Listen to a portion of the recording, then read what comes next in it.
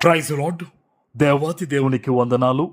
ప్రభు నామమున మీ అందరికీ నా ప్రత్యేకమైన వందనాలు, శుభాలు తెలియచేస్తున్నాను. ఈ దినము కొరకు ఏర్పాటు చేయబడిన దేవుని వాగ్దానము నిర్గమకాండము 14వ అధ్యాయము 20వ వచనము. అది ఐగుప్తీయుల సేనకు ఇశ్రాయేలు సేనకు నడుము ప్రవేశించెను. అది మేఘము గనుక వారికి చీకటి కలిగెను గాని రాత్రి అది వీరికి వెలుగునిచ్చెను గనుక ఆ రాత్రంతయు ఐగుప్తీయుల సేన ఇశ్రాయేలీయులను సమీపింపలేదు. దేవుని నామానికి మహిమ కలుగునుగాక. ఈ ఉదయకాల సమయంలో సర్వ సృష్టికర్త అయిన నీ తండ్రి గొప్ప వాగ్దానాన్ని నీకు అందిస్తూ ఉన్నారు. హల్లెలూయా. ఆనాడు ఇశ్రాయేలీయులను విడిపించి నడిపించిన దేవాతి దేవుడు వారికి ముందుగా నడుస్తూ ప్రతి విధమైన ఆటంకముని ఆయన తొలగిస్తూ వచ్చారు. ఆమేన్. ఈరోజు నీ జీవితంలో కూడా నీతో మాట్లాడుతున్నవాడు, నీకు వాగ్దానం చేసినవాడు, నీ ప్రార్థనకు జవాబిచ్చిన దేవుడు నీ జీవితంలో కూడా నీకంటే ముందుగా నడుస్తూ నీ పరిస్థితులన్నిటినీ చక్కబెడతానని ఈరోజు నీ తండ్రి నీకు వాగ్దానం ఇస్తూ ఉన్నారు. హల్లెలూయా. అయితే ప్రియులరా, ఆనాడు జరిగిన సందర్భం ఏంటి? ఐగుప్తీయులు వీరిని వెంబడిస్తూ వచ్చారు. ఆనాడు ఏం చేశారు? దేవుడు మేఘము వలె వారికి వీరికి మధ్యన ప్రవేశించి ఎవరైతే తరుముతున్నారో శత్రువులు వారికి చీకటి కలిగించాడు. తన బిడ్డలకు మాత్రం దేవుడు గొప్ప వెలుగునిచ్చాడు. హల్లెలూయా.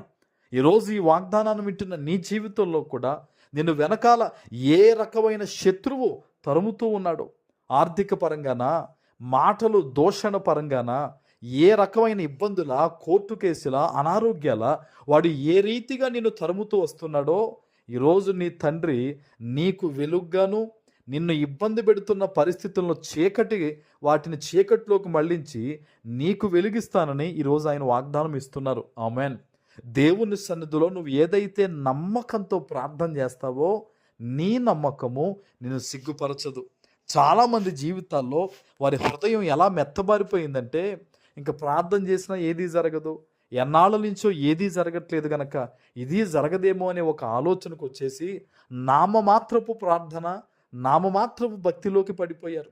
బహుశా ఈ వాగ్దానం వినే వారిలో కొంతమందిలో బహుశా నీవు అటువంటి వ్యక్తిగా ఉంటే గనక ఈరోజు నీ తండ్రి నీతో మాట్లాడుతున్నాడు. నీ శత్రువులకు దేవుడు చీకటిని కలగజేసి నీకు వెలుగునిస్తానని సజీవుడైన తండ్రి ఈరోజు వాగ్దానం ఇస్తున్నాడు. ఆమేన్. నమ్మకం ఉంచు దేవుని మీద. ఆనాడు ఫరో సైన్యం తరుముతూ ఉంటే ఇశ్రాయేలీయులకు ఎదుట సముద్రం తప్ప ఇంకొక మార్గం కనిపించలేదు, ఏదీ లేదు, ఇంకా మేము అయిపోయాం అనుకున్నారు. కానీ దేవుడు అద్భుతమైన రీతిలో సముద్రాన్ని చీల్చాడా లేదా? చీల్చాడు. ఆమేన్. నీ జీవితంలో కూడా ఇంకే మార్గం లేదు, ఇంకా ఏ రకంగా నేను ఈ శ్రమలు జయించలేను, ఈ అప్పులు తీర్చలేను, ఈ కష్టాలు ఇంతే నువ్వు అనుకోకు. నా దేవునికి సాధ్యమే, నాకైతే సాధ్యం కాదు, నా దేవునికి సాధ్యమే అని నువ్వు నమ్మకంతో పలకాలి. ఈరోజు అటువంటి విశ్వాసం నువ్వు కలిగి ఉండాలి, అటువంటి ప్రార్థన నువ్వు చెయ్యాలి. ఎందుకో తెలుసా? నీ పరిస్థితిని ఎరిగిన దేవుడు ఈరోజు ఈ వాగ్దానం ద్వారా నిన్ను బలపరుస్తూ ఉన్నాడు. ఆమేన్.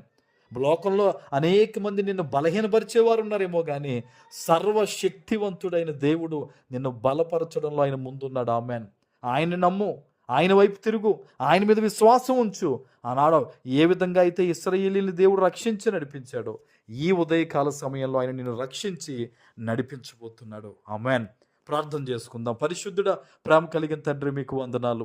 ఈ ఉదయకాల సమయంలో మీరు ఇచ్చిన గొప్ప వాగ్దానము ప్రతి బిడ్డ జీవితంలో నెరవేర్చి స్థిరపరచమని యేసు నామమున ప్రార్థిస్తున్నాను తండ్రి. ఆమేన్.